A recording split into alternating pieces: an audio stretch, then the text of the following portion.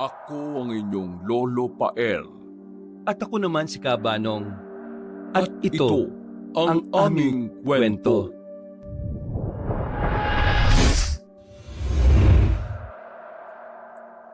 Limbunan? Parang pamilyar yung salita na yun Saan ko nga ba yun narinig? Hindi ko maalala.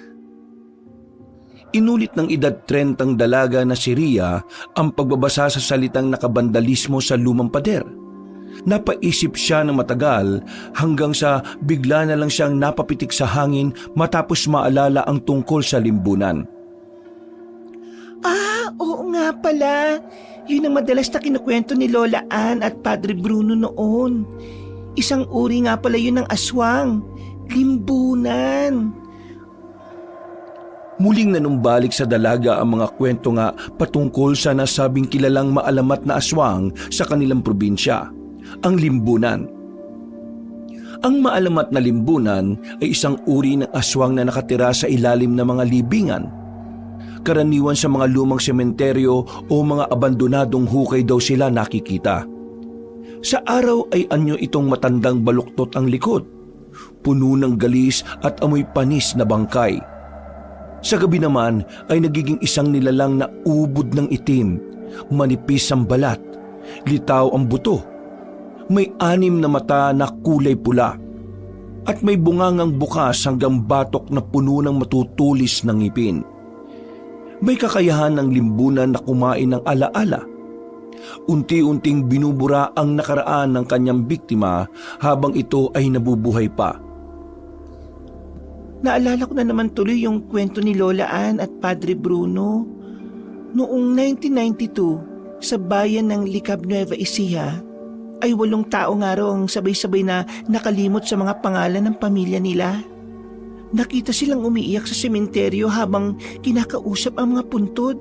At makalipas daw ang 3 gabi, ay natagpuan na lang silang wala ng mga utak, puso at bituka. Pero medyo nagdududa lang talaga ako hanggang ngayon sa sinasabi nila na wala ni katiting na bakas ng dugo. Parang ang hirap naman paniwalaan nun na kinain ng 8 tao na walang iniwang marka. Napabuntong hininga siya at saka napangiti ng tipid. Ang dami na talagang alaala sa lugar na ito. 4:30 na pero tila mataas pa rin ang sikat ng araw. Gayunpaman ay nanatiling malamig pa rin naman ang pakiramdam ni Ria habang binabaybay ang baku-bakong daan patungo sa Barrio San Telmo. 1 dekada na rin mula nung huli siyang umuwi. Pero ngayong tuluyan ng pinasara ang isang pribadong ospital sa Maynila kung saan siya nagtatrabaho bilang nurse, kaya napilitan siyang bumalik sa lumang bahay ng kanyang lola. Mabuti na rin to. Si Lola tumatandaan na rin at habang wala pa akong trabaho ay ako na muna mag-aalaga sa kanya. Kumusta na rin kaya sila nila Kuya Crisban at Ate Jennifer? Sa totoo lang, nakakamiss din talaga silang makita kaya hindi ko alam kung galit pa rin ba sila sa akin. Halos 10 taon din. Halos 10 taon din pala akong nawala sa lugar na ito. Nang makarating siya sa paanan ng sementeryo na siyang katabi lamang ng lumang bahay nila, kaagad niyang naramdaman ang bigat ng hangin. Tila may mabigat na matang nakamasid mula sa bawat krus ng mga nicho. Pasimple siyang napayakap sa sarili habang nagmamasid sa nilulumot na mga nichong kitang-kita mula sa kinaroroonan niya. Hindi pa rin nawawala yung takot ko sa sementeryong to. Matanda na ako pero yung takot ko nung bata pa ako parang hindi pa rin tumatanda. Ganun na ganun pa rin. Nagpatuloy siya sa paglalakad hanggang sa makarating siya sa kanilang lupain. Sa pinto ng lumang bahay ay sinalubong siya ng kanyang Kuya Crisbran. Nakasuot siya ng itim na sando at mukhang hindi naliligo. Matalim pa rin ang titig niya kahit noon pa dahil nanatili pa rin ang galit na naiwan sa pagitan nila bago siya lumuwas noon. Kumusta, Kuya? Ayos naman. Wala si Ate Jennifer? Nandun pa sa palengke. Si Lola Ana naman nandun sa loob.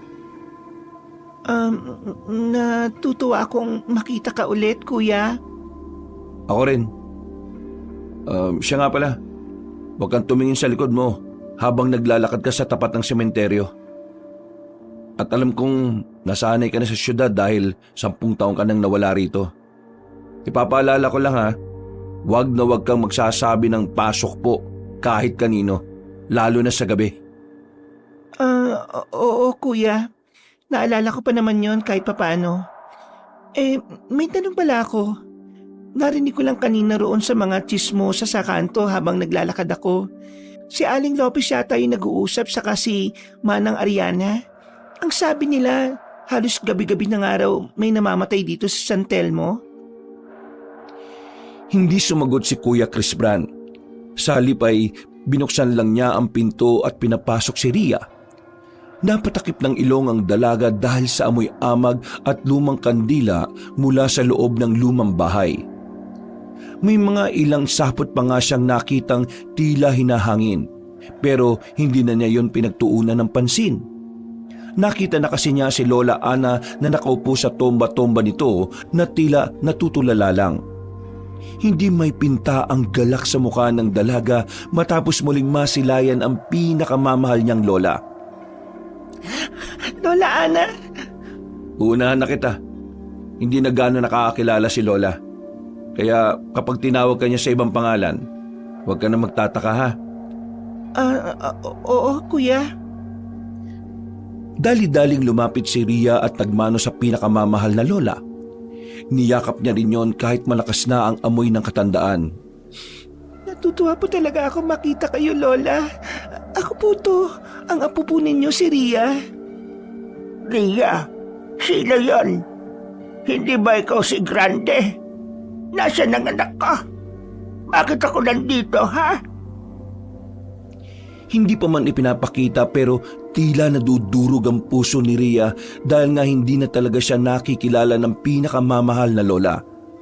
Ganun pa man ay masaya na rin siya dahil may lakas pa ang matandang babae kahit na papano. Habang niyayakap ni Lola Ana sa kabilang sulok ng mata ng dalaga ay tila may anino siyang naaninag sa bintanang nasa pinakadulo. Isa itong hugis ng babae na may itim na belo. Nakatayo sa bandang sementeryo at nakatingin sa kanila. Paglingon niya roon ay biglang nawala ang nakita niya kaya hindi niya na rin masyadong pinapansin. Pero nahalata ni Kuya Crisban ang naging reaksyon kaya pasimple yung lumapit sa kanya. Sino sinisilip mo sa bintana? Wala naman, kuya. Eksakto na dumating na si Jennifer, ang asawa ng kanyang Kuya Crisban, ay tuwang-tuwa yun nang makita siya. Nagyakapan din sila na may nangingilid na mga luha habang hindi magkanda-ugaga. At ilang saglit pa nga ay sinimulan na ni Jennifer ang pagluluto ng uulamin nila sa hapunan. Marami silang napagkwentuhan patungkol sa mga bagay-bagay at buhay-buhay. Kitang-kita sa mukha ng dalawa ang matinding pagkamis sa isa't isa. Matalik kasi silang magkaibigan lalo na noong mga bata pa sila. Kaya ganun na lang din sila ngayon nang muling magkita. Mabilis na lumipas ang oras. Pagkatapos magapunan ay tinulungan ni Ria si Jennifer sa paglilinis sa kusina. Si Kuya Crisban naman ay nag-asikaso ng pagtulog ni Lola Ana. Maya-maya pa nang tila tahimik na ang gabi sa Barrio San Telmo, sa labas ng lumang bahay, ang mga puno ng akasya ay tila may lihim na ibinubulong sa hangin. Sa loob naman ng bahay, si Ria ay nakaupo sa paanan ng kama nang natutulog na si Lola Ana. Hawak niya ang lumang litrato nila noong bata pa siya. Kasama niya si Crisban at ang yumaong lolo nilang si Orly. Pero sa gitna ng katahimikan ay may kakaibang naramdaman na naman si Ria. Walang ano-ano ay parang may malamig na hininga na dumampi sa batok niya. Nang lumingon siya sa likuran ay wala namang tao. Ano yun? Ngunit sa salamin na nasa gilid ng aparador ay may napansin siya na parang may dumaang anino. Ay, pagod lang siguro ako. Guni-guni lang yun. Dahil doon ay tumayo siya at pansamantalang inilapag sa kama ang litratong hawak. Lumabas siya ng silid para kumuha ng tubig sa kusina at nadatnan niya nga si Kuya Chris Bran na abalang nagsasalansan ng mga pinggan na hinugasan nila ni Jennifer kanina. Oh, hindi ka pa natutulog? Hindi pa ako inaantok, kuya. Nandun ako sa kwarto ni Lola eh. Kumusta na si Lola Ana? Ayun, nagkakamali pa rin ang pangalan. Tinawag na naman akong Grande. Tapos, paborito raw niya yun noon. Wala namang pangalan na Grande sa pamilya natin, di ba kuya? Hindi nakasagot ang lalaki. Tumango lang siya ngunit sa loob-loob niya ay meron isang alaala. Kanina lang din kasi bago dumating si Ria ay narinig niyang paulit-ulit na binabanggit ni Lola Ana ang pangalang Grande. Habang nakatingin sa isang sulok ng silid na tila may kinakausap. May problema ba kuya? Ha? Wala naman. May naalala lang ako yung bago ka umalis nun. Yun ba? May sama ka pa ba ng loob sa akin kuya? Wala na. Matagal na yun. Kaya kalimutan na natin. Salamat ng marami, Kuya Chris Bran. Lumapit si Ria sa nakatatandang kapatid saka naglahad ng kamay bilang tanda ng muli nilang pagkakaayos. Pagkatapos mag-abot ng lalaki ng kamay ay saka sila masayang nagyakapan na ramdam ang sinserong puso sa isa't isa. Pagkatapos ng ilan pa nilang pag-uusap ay natulog na nga sila. At kahit namamahay ay dinalaw din naman si Ria ng antok. Kahit medyo malalim na ang gabi. Kinabukasan, pagpunta niya sa kusina ay may naiwan ng nakahain sa lamesa. Nakatakip lang yon para hindi langawin. May notes din na nakaipit doon galing kay Jennifer kaya binasa niya kaagad.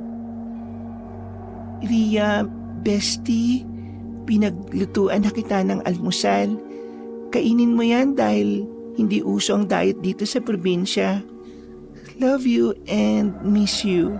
From your bestie, Jennifer Ganda.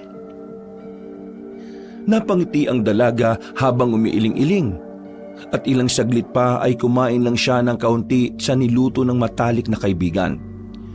Pagkatapos ay nagtimpla ang dalaga ng kape bago tunguhin ni Lola Ana na nasa tomba-tomba na naman.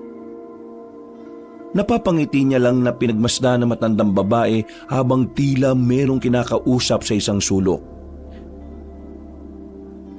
Grande, saan ka na naman pupunta ha? Iiwan mo na naman ako rito? Good morning po, Lola. Sino pong kinakausap niyo? Kaya pala umalis na naman si Grande kasi nandiyan ka na naman. Po?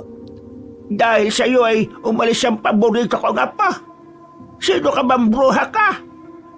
Lola, ako po ito si Ria. Simula po ngayon ay ako na po muna mag-aalaga sa inyo. Ayaw kitang mag-alaga sa akin. Hindi ikaw ang paborito ko. Nasaan na naman ba si Grande? Nasaan na naman ba ako? Uwi mo na lang ako sa amin para hindi na ako magalit sa iyo. Nandito na po tayo sa bahay mo, Lola eh. Ay, anak ng teteng. Dahil sa pagbato ni Lola Ana ng unan ay natapunan ng kape si Ria. At kahit mainit-init pa yon, kaya napaso siya sa maliit na bahagi ng dibdib niya at kamay. Mabuti na lang din ay dumating na si Jennifer. Bumalik kasi yon dahil may nakalimutang gamit. Nang makita siya na mangiyak-ngiyak ay kaagad tumulong ang matalik na kaibigan. Inexplain nga ni Ria ang nangyari na naintindihan naman ni Jennifer ang pangyayari. Dahil doon ay maraming pinayo ang matalik na kaibigan ni Ria sa kanya patungkol sa mga ayaw at gusto ni Lola Ana. Sa tagal kong nawala, ang dami ko nang hindi nalalaman kay Lola Ana. Parang naiinggit tuloy ako sa iyo eh. Pinayuan na lang siya ni Jennifer na intindihin pa si Lola Ana sa ginagawa nga niya. Pag-alis ng matalik na kaibigan na bukas pa ulit makakauwi, ay nagamay naman ni Ria at muling nakuha ang loob na matandang babae.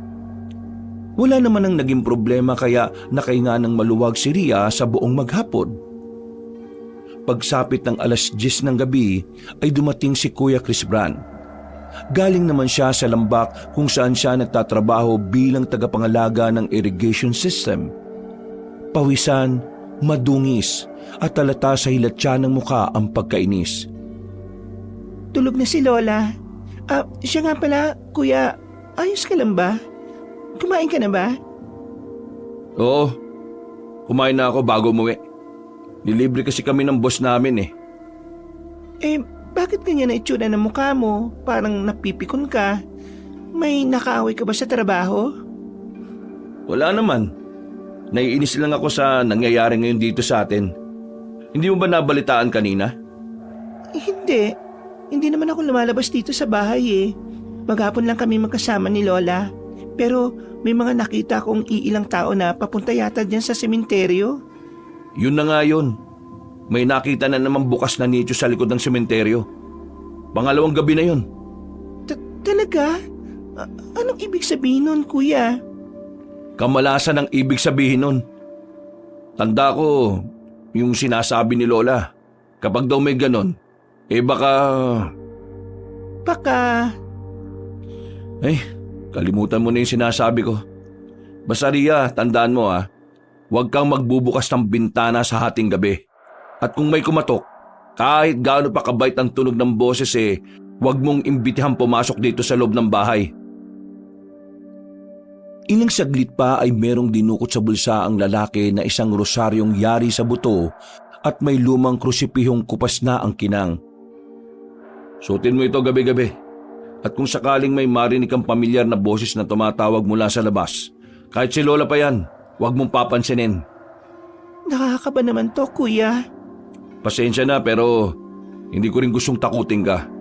Sa totoo lang, marami nang nagbago dito sa lugar natin, Ria. Kaya mag-iingat ka palagi O sige na, magpapahinga na ako. Sige, kuya. Simula nga nang ibinigay ni Kuya Chris Bran ng kakaibang rosaryo ay palagi na nga itong isinuot ni Ria. Hindi niya rin talaga ito iwinawaglit sa kanyang leeg. At sa mga nakalipas na araw ay palagi na nga rin niyang napapansin ang pagsasalita ni Lola Ana na mag-isa. Lalo na sa hindi makilalang si Grande. Kung minsan ay nakakaramdam siya ng kakaiba at kung minsan ay parang normal lang. Isang araw, Biyernes ng umaga, ay nagising si Ria dahil sa malamig na simoy ng hangin. Nakaawang ang bintana sa kanyang silid na ipinagtaka niya. Sinara ko yan bago matulog Habang nakakunot ng noo, ay napapaisip kung paano nabuksan ang bintana. Mula sa labas ay narinig niya ang isang mahina ngunit mapanlinlang na tinig. Ria! Pakibukas ang pinto! Ako to si Grande! Huwag ka rin matakot!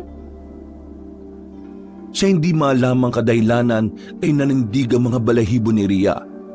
Pero kahit ganoon ay nakuha pa rin niyang lumapit sa bintana at sumilip. Mula sa hindi kalayuan sa bandang sementeryo ay doon niya nakita ang isang babaeng nakaputi.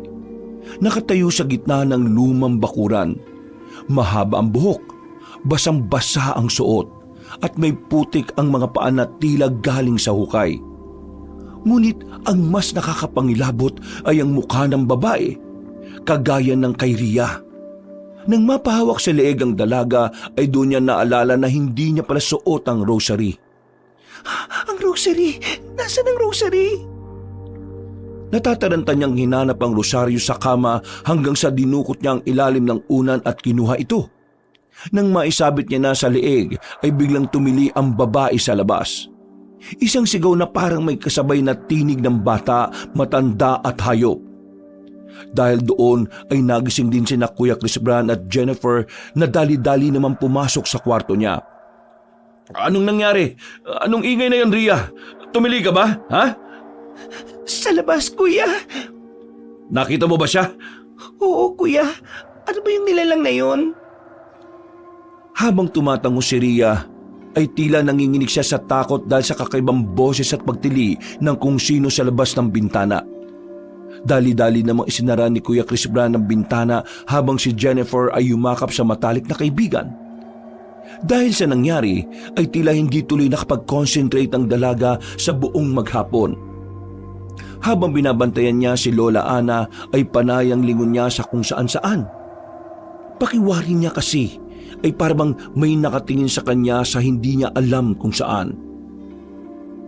Pagdating ng hapon ay medyo parang sumama tuloy ang pakiramdam niya, pero niligo niya na lang yon para mawala yon. At pagkalaon ay binaliwala na lang din niya. Mabilis na naman ang paglipas ng oras. Kinabukasan, katakataka na tila naglalata si Ria sa hindi malamang kadahilanan. Mabigat ang katawan niya na parang may bahagi ng isip niya ang malabo. Parang may kulang. Bakit parang pagod na pagod ako? Wala naman ako masyadong ginawa maghapon. Pagpunta niya sa kusina ay nakita niyang nagkakape na si Chris Bran habang si Jennifer ay tahimik na naghahain ng almusal. Magandang umaga, Kuya. Magandang umaga, Jennifer. Ganda umaga. Late ka yata nagising ngayon. Napasarap ba tulog mo? Kaya nga, Kuya Nakalimutan ko tuloy si Lola. Okay lang. Maaga naman ako nagising at nakapag-almusal na rin siya. Nandun sa tomba-tomba at nagpapaaraw sa tapat ng bintana. Salamat sa pag-aasikaso kay Lola, Kuya. Sige na. Mag-almusal ka na rin muna. Makakapilang muna ako. Medyo mabigat ang pakiramdam ko Pinaupo na lang muna siya ni Jennifer at yun na ang nagtimpla ng kape para sa kanya. Nang matapos na ay nagpaalam na muna siya sa mag-asawa at tinungo si Lola Ana sa sala. Pagdating niya roon ay tahimik ang matandang babae habang nakadungaw sa bintana at nakangiti. Napangiti rin siya ng tipid sa kanilapitan yon at tinawakan sa kamay. Hindi naman umiimik at gumagalaw ang kanyang lola. Nanatili lang yon na nakatingin sa malayo. Umupo si Ria sa tabi ni Lola Ana at sa kanya sinimulang humigop ng kape. At habang nakatingin sa lamisita ay may isang bagay na pumukaw sa kanyang pansin. Napakunot siya ng noo habang kinikilatis ang nasabing bagay na nasa ilalim ng lamisita. Ano to? Kinuha niyang isang lumang kalendaryong nangungupas na rin at galing pa sa taong 2015. Nakatiklop ito, ngunit may mga bilog na pulang tinta sa ilang mga petsa ng araw dito. Kupas na rin ang tinta dahil nga sa tagal na ng panahon. Year 2015? Ang luma na nitong kalendaryo na to Kinuha niya ito at saglit na dinala sa kusina para ipakita sa kuya at matalik niyang kaibigan. Kuya, ano tong kalendaryo na to? Ang tagal na nito At saka, bakit may mga pulang bilog? Nung umalis ka, binilog-bilugan niya ni Lola Ana noon Bakit niya binibilog-bilugan? Ano kasi, ang sabi niya sa akin noon, sa pagkakatanda ko yung mga pulang bilog daw dyan, yung mga nakalimutang kaluluwa na dumadalaw. Hindi niya nga pinagagalaw sa akin yan noon Nakalimutang kaluluwa na dumadalaw? Anong ibig sabihin nun? Hindi ko rin alam kung ano yun. Siguro yung mga nalilibing dyan sa sementeryo na hindi na nadadalaw. Parang ganun. Kung magtatanong ka pa patungkol dyan, wala na talaga ako may sasagot sa iyo, Ria. Kaya pasensya ka na. Itong si Jennifer nga ganyan din ang tanong sa akin na hindi ko naman masagot-sagot hanggang ngayon. Si Lola Ana lang talaga nakakaintindi sa mga nakabilog dyan sa petsa ng lumang kalendaryo na yan. Paglingon nga ni Ria sa matalik na kaibigang si Jennifer ay napakibit-balikat lang yon habang kumakain ng almusal. Dahil doon ay hindi na rin nga siya nag-usisa. Umupo na lang siya sa tabi ng matalik na kaibigan at sumabay sa pagkain. Pero habang nag-aalmusal sila ay tila napapansin niyang biglang tumahimik ang kanyang katabi. Hindi yun nagsasalita at hindi rin tumitingin sa kanya. Para bang may laman ang bawat galaw nito na maingat, eksakto at walang emosyon. Ang timing ko naman dyan, bestie. Masyado kang seryoso sa pagkain Para kang chef na ninanamnam yung nakahain. Sinangag sa itlog at tuyo lang naman tong kinakain natin Ngumiti lang si Jennifer saka mahina siyang tinapik sa balikat bago bumalik sa pagkain. Hindi na lang niya yun pinansin. Nagpatuloy na rin siya sa pagkain hanggang sa matapos na sila. Mabilis na lumipas ang oras. Naiwan na naman sa bahay si Ria kasama ang kanyang lola Ana na meron ng demensya. Dahil medyo mabigat pa rin ang pakiramdam, kaya hindi rin muna masyadong nagkikikilos ang dalaga. Umupo-upo lang siya sa sala at nagbasa-basa ng mga lumang pocketbook na nahalungkat niya sa dating aparador niya. Nasa kwarto na si Lola Ana at nagpapahinga. Habang abala ang dalaga, ay napansin niya na tila may boses na nagsasalita sa silid na kinaroroonan ng matandang babae. Saglit siyang tumigil at pinakinggan ang hindi pamilyar na boses hanggang sa lumakas yun ng lumakas. Nanindig ang mga balahibo niya nang marinig ang tila boses ng isang halimaw mula roon. Pero natatakot man, ay mas inuna niya ang kapakanan ni Lola Ana. Tumakbo siya at sumilip kagad sa kwarto pero wala namang ibang tao roon. Tulog na tulog ang matandang babae at nawala na rin ang nasabing boses. Ano ba yung narinig ko? Kuni-kuni ko lang siguro yun. Natigilan na siya at napasigaw ng mula sa likuran ay merong humatak na sa kanya. Paglingon doon ay ganoon na lang ang takot ni Ria nang sumambulat sa kanyang paningin ang nakakatakot na nilalang. Matapos niyang makita ang halimaw ay tila humiwalay ang kaluluwa niya sa katawan. Ngumiti ang nasabing nilalang at pagkalaon ay humalakhak ng humalakhak habang pinagmamasdan siyang takot na takot. Anong klaseng nilalang ka? Hindi mo alam? Lumayo ka! Umalis ka rito! Hindi ka na makakatakas sa akin! Hindi mo matatakasan ng kamatayan! Kukunin ko ang utak mo at lahat ng memoryang meron ka! Tulong! Tulungan niyo ako! Sige, sumigaw ka ng sumigaw! Ang makakarinig lang sa iyo ay ang mga patay sa sementeryo! Sumigaw ka pa at matakot na matakot! Dahil yan ang magbibigay lakas at kapangyarihan sa akin! Tulong! Kuya Chris Brand! Jennifer! Mga kapitbahay! Tulungan niyo kami ni Lola! May halimaw! May halimaw! Ah! Bago pa makalayo si Ria ay sinungguban na siya ng nasabing halimaw. At pagkatapos noon ay nagdilim na ang buo niyang paningin hanggang sa tuluyan na siyang lamunin ng takot. Napabalikwas na lang siya ng bangon nang maramdamang merong tumapik sa kanyang balikat. Gulat na gulat si Jennifer nang makita ang matinding takot sa kanyang muka. Napakunot pa nga yun ng noo habang nagtatanong sa kanya kung bakit. Hindi na siya nakasagot dahil nakita na rin siya ni Kuya Chris Brand na kapapasok lang din ng bahay. Hindi na siya nakasagot dahil nakita na rin niya si Kuya Chris Brand na kapapasok lang din ng bahay. Nang mapagtanto niya na nakatulog pala siya dahil sa pagbabasa ng pocketbook at panaginip lang ang lahat, ay nakahinga na siya na maluwag. Hindi na rin niya nagawang ikwento pa sa matalik na kaibigan ng tungkol dito dahil tinawag na siya ni Kuya Chris Brand para magmeryenda.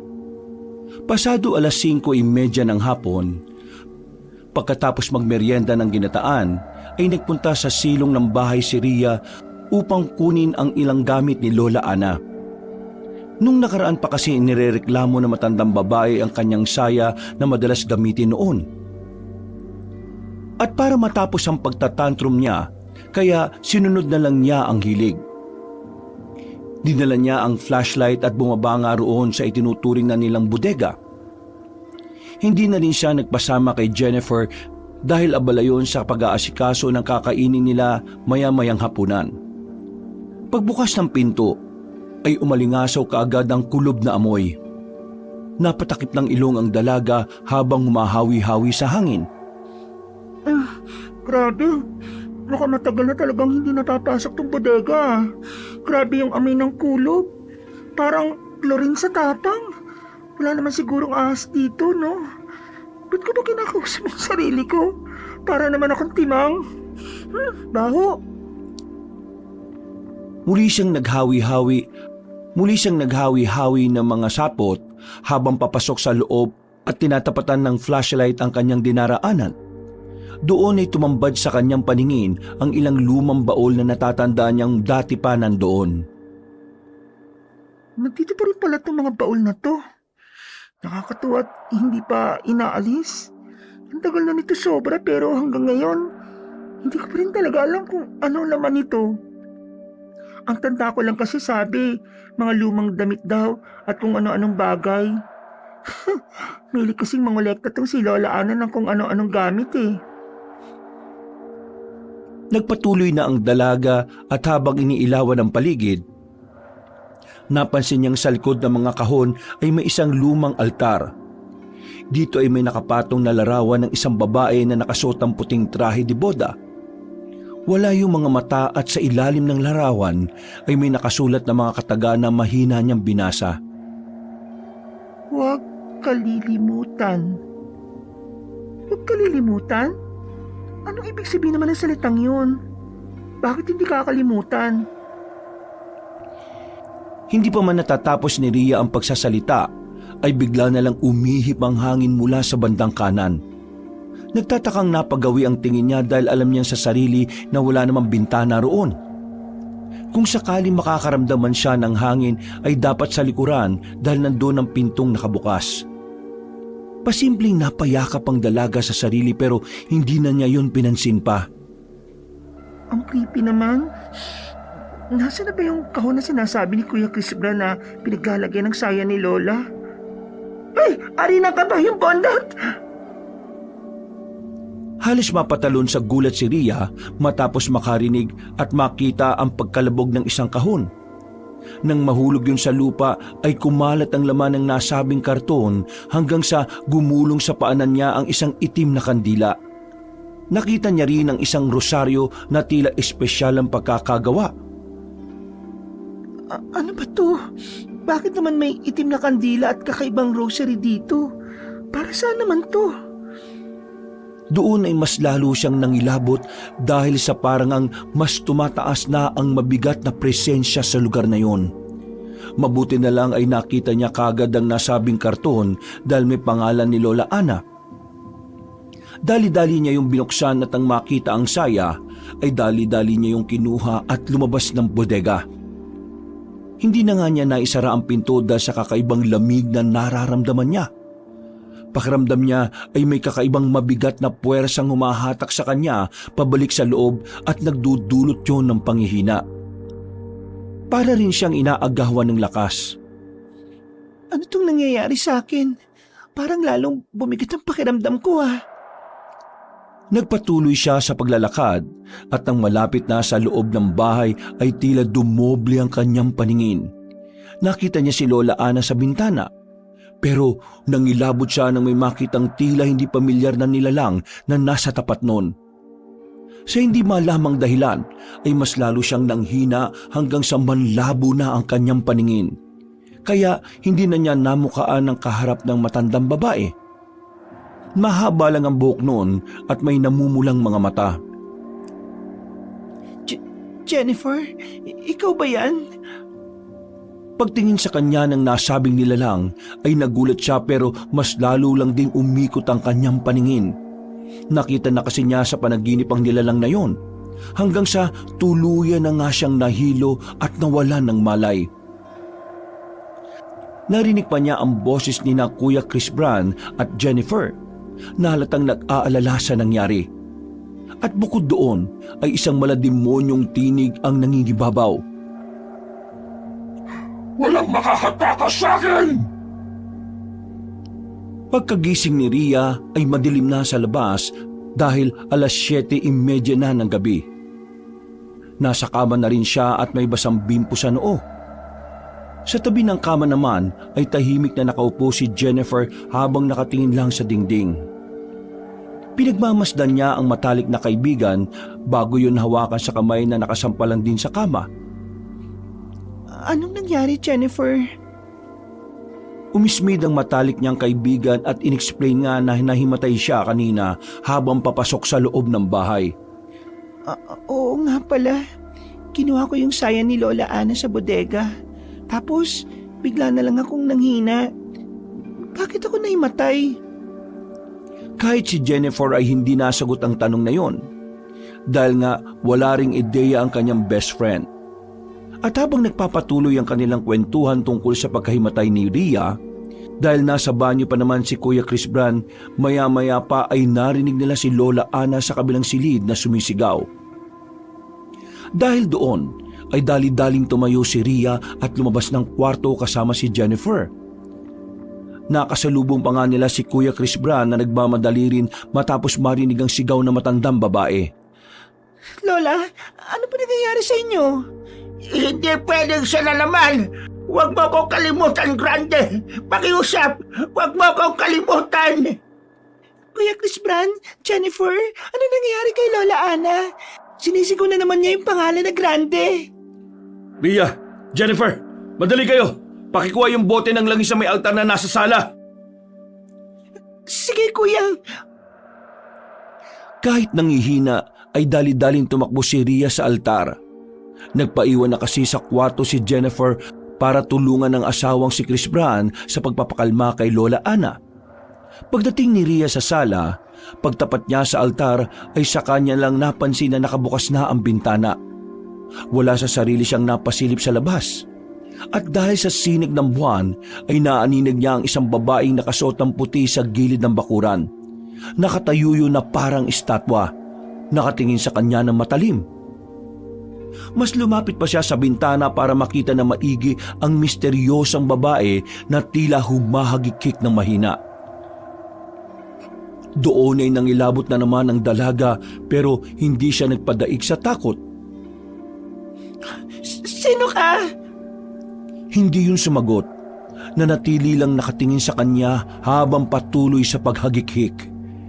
Pero hindi niya naman mamukaan. Sinabing sino kay... Rhea! Nasaan na ba yung langis? Dalihan mo na, please! Dahil doon ay naantala si Rhea. Nang muli niyang lingunin sa labas ng bahay ay wala na roon ang misteryosang babae.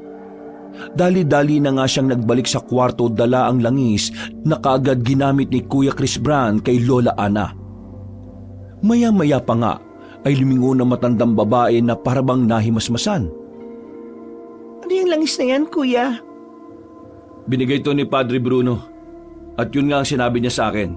Kapag inatake na naman daw siya ng pagwawala-wala ipahid ko lang sa kanya at ipaamoy. Ipahid ko lang sa kanya o ipaamoy. Giginhawa ng pakiramdam niya. May basbasto ng simbahan. Ibig sabihin banal na langis to. Kaya ganito ang epekto nito kay Lola. Anong ibig sabihin nun? Bakit biglang huminahon si Lola Ana pagkatapos pahiran niyang banal na langis? Inaalihan ba ng masamang espiritu si Lola, kuya? Hindi naman. Patunay lang ito na nakakapagpakalma ito ng kahit na anong nararamdaman ng isang tao. O sige na, magpahinga ka na rin. Kung di ka makatulog subukan mo lang din na magpahid nito sa noo at batok. Iiwan ko lang naman to dun sa altar. Sige, kuya. Nang masigurong ayos na si Lola Ana, ay bumalik na si Rhea sa kwarto niya kasama si Jennifer. Marami pa silang napagkwentuhan hanggang sa maisip na nga rin muna nilang maghapunan. Pero doon na lang din sa kwarto. Si Jennifer na ang naghain at nagsalo na lang sila roon sa lamisitang nasa kwarto. Kahit iba na ang talakayan ng usapan ay panay pa rin ang pagtakbo sa isip ni Rhea patungkol sa kakaibang kaganapan. Hindi pa rin umaalis sa isip niya ang misteryosang babae na maraming beses na talaga niyang nakita. Sino kaya yun? At ano na nga bang nangyayari sa bahay na to? Parang ang dami na kaagad kaganapang kakaiba at hindi maipaliwanag kahit saglit pa lang ako dito sa probinsya. Hindi niya tuloy masyadong na-enjoy ang pagkain kahit pa masarap ang niluto ni Jennifer dahil sa mga nangyari. Gusto niya pang itanong sa matalik na kaibigan at sa kuya niya ang tungkol sa nangyari. Pero para bang ayaw din pag-usapan ng mag-asawa ang tungkol doon. May tinatago pa sila sa akin. Mabilis na namang lumipas ang oras. Pagkatapos magapunan at gumawa ng ilang bagay ay nagsipagtulog na nga silang lahat. Pasado 12:00 ng hating gabi ay naalimpungatan si Ria matapos makaramdam ng malamig na simoy ng hangin. Pagtingin niya sa bintana ay napakunot siya ng noo dahil nga sa nakabukasyon. Lumapit tuloy siya rito para hawiin ang kurtina at isara ang bintana. Sinara na to kanina ni Jennifer bago siya lumabas Eksaktong pagkasabi niya noon ay napadungaw siya sa labas at doon ay nakita niya na naman ang misteryosang babae. Ngunit sa pagkakataong ito ay nasa ibabaw na yon ng nitso, nakangisi at may hawak na litrato. Nang mabaling ang paningin niya roon ay ganun na lang ang gulat niya sa nakita. Larawan kasi yun ng batang Ria at may sunog pa sa isang gilid. Ako yun Paano nga? Ngiti lang ang tinugon ng mahiwagang babaeng hindi niya makilala at pagkatapos noon ay muli na naman siyang nangilabot. Sino ka ba Ano ba kailangan mo sa akin? Hindi mo matatakasan ng katotohanan, Ria.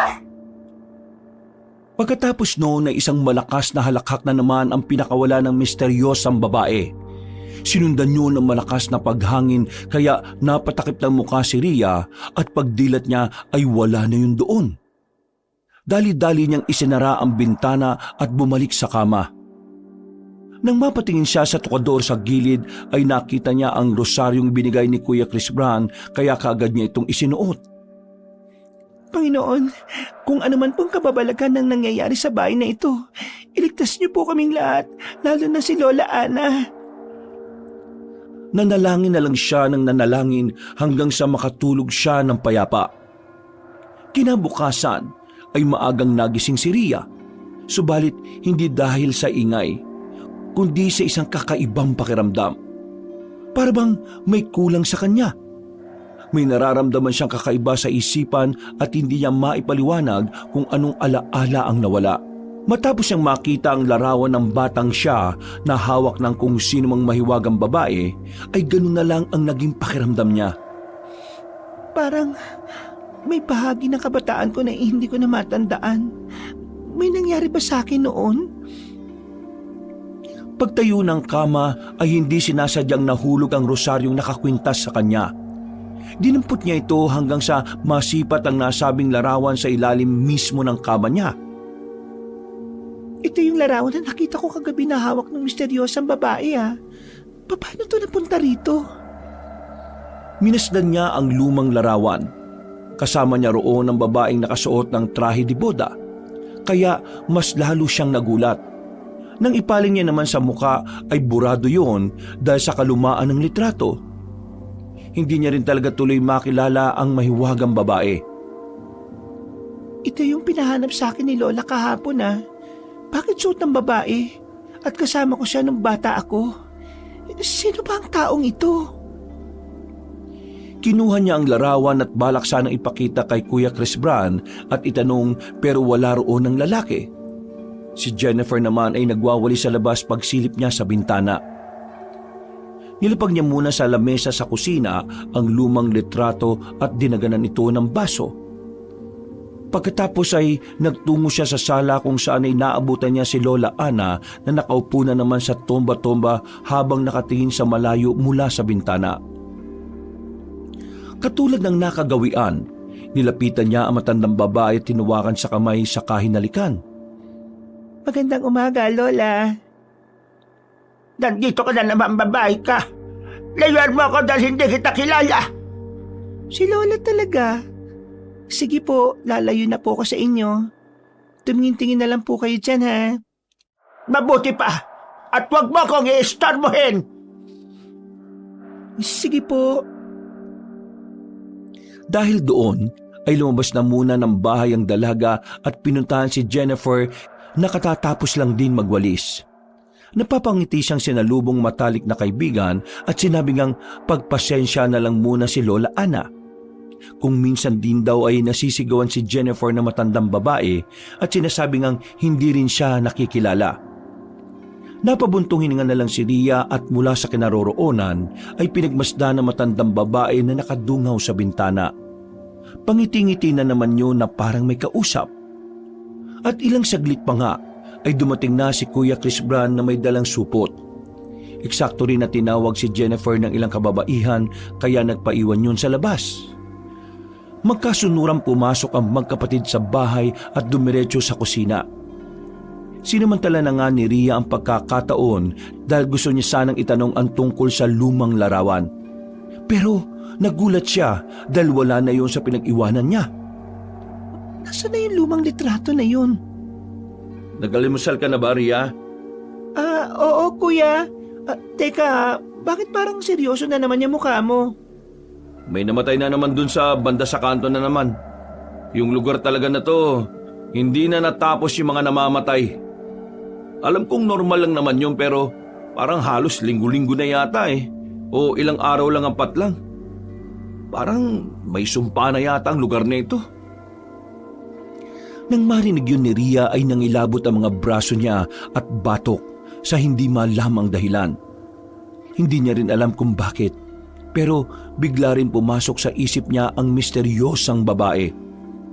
Naalala niya rin tuloy yung lumang larawan na bigla naman ngayong nawala. Oh, ikaw naman yung nakatulala ngayon. Ano kasi kuya? Itatanong ko lang sana yung tungkol sa lumang litrato. Anong litrato? May nakita kasi akong lumang litrato sa ilalim ng kama ko kanina. Dinala ko nga yun at iniwan dito sa mesa eh. Dinaganan ko pa nga ng basong walang laman para hindi hanginin. Wala naman ah. Yun nga kuya, biglang nawala. Hindi naman pwedeng si Jennifer ang gumalaw nun kasi pareho kaming nasa labas kanina. Hindi rin si Lola dahil nandun siya sa sala kanina pa. At nakikita naman namin siya habang nag-uusap sa bakuran natin. Ano bang klaseng larawan yun? Luma siya eh. Tapos ako yung nandun. Yung batang ako na may kasamang babae na burado ang mukha dahil sa kalumaan ng picture. Yung babaeng kasama ko ron, may suot na traje de boda. Yung pinapahanap ni Lola Ana nung nakaraan pa. Ha? Sigurado ka ba dyan? Oo kuya, sure na sure talaga ako. Kung di ako nagkakamali, yun yung Grande na sinasabi ni Lola. Wala naman tayong pangalan na Grande sa pamilya natin eh. Ay nako, hayaan mo na nga muna yun. Pakiayos na lang muna tong mga lulutuin. Pakihugasan at si Jennifer na magluluto. Wag mo nang intindihin yung mga bagay na yun dahil sasakit lang yung ulo mo dyan. Sige. Okay, kuya. Nag-aalangan man, ay sumunod na lang ang dalaga sa nakatatandang kapatid. Nararamdaman niyang tila may tinatago nga si Kuya Chris Brand dahil ganun din ang reaksyon noon katulad ng reaksyon ni Jennifer kagabi habang kinakausap niya. Pag-alis ni Chris Brand, habang nag-aayos sa kusina ang dalaga, ay tila napapaisip na naman tuloy siya. Malakas na talaga yung pakiramdam ko na may tinatago sila sa akin. Ano ba nangyayari? At bakit kailangan nilang magdihim ng ganito? Pagkatapos ng almusal ay binisita niya ulit si Lola Ana na ngayon ay nakatingin lang sa kisame at walang imik. Hindi na niya pinansin na matandang babae. Hinayaan niya lang yon dahil baka mabulyuan na naman siya kapag kinausap niya. At maya-maya pa nga ay tumayo si Lola Ana at nagpunta sa kwarto. Pasimple siyang sinundan ni Ria hanggang sa makita niyang may kinakalkal yun sa lumang aparador. Lola? Ano pong ginagawa niyo dyan? Hindi yun nagsalita. Nagpatuloy lang sa pagkalkal hanggang sa ihagis niyon sa sahig ang lumang saya na kinuha niya kagabi sa bodega. Napakibit na lang ng balikat ang dalaga bago muling tumuon sa kanyang lola. Hanggang sa mapansin niya na meron yung kinuha na lumang kwaderno. Lumabas ulit ang matandang ginang at sumunod siya hanggang sa sala. Paglapag ng nasabing gamit sa lamisita, ay doon na nga nakita ni Ria ang itsura nito. Para itong lumang diary na may kandado ang pabalat at may nakaukit na hindi pamilyar na mga letra. Na-curious ang dalaga kaya hindi niya napigil ang sarili na magtanong. Ano pong ibig sabihin ng mga letrang yan, Lola? Wala kang pakialam, babae ka! Ang suplada talaga ng lola ko. Sinamaan na lang siya ng tingin ni Lola Ana at pagkatapos ay niyakap niyon ang lumang kwaderno saka inalog-alog ang tomba-tomba. Hinayaan lang siya ni Ria hanggang sa makatulog at nang nahihimbing na ang matandang babae ay sa kanya pa simpleng kinuha ang yakap-yakap na gamit. Dahil sa matinding curiosity ay dali-dali niya yung binuklat at binasa. Sa mga unang pahina ay para lang talaga yung normal na diary kaya napangiti ang dalaga habang nagbabasa. Pero nang marating niya ang kalagitnaan ng lumang notebook ay nagulat siya sa mga nabasa.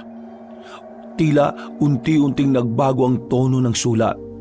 Mula sa pag-ibig ay naging panagoy at galit. May mga pahinang tila sinulat gamit na ang sariling dugo. Kaya ang kaninang masayang mukha ni Ria ay napalitan ng takot habang nagpapatuloy sa pagbabasa. Grande, patawad kung hindi ko kayang pagbigyan pa ang kasunduan. Pinili ko ang buhay ng anak ko, kaya hanggat maaari ay itago mo na lang ang galit mo sa lupa ng mga nilumot na pangalan ng mga patay. Pinagbigyan ko na ang lahat ng gusto mo. Nakikita ko tong pilat ko sa muka. Itong tanda ng mga yon.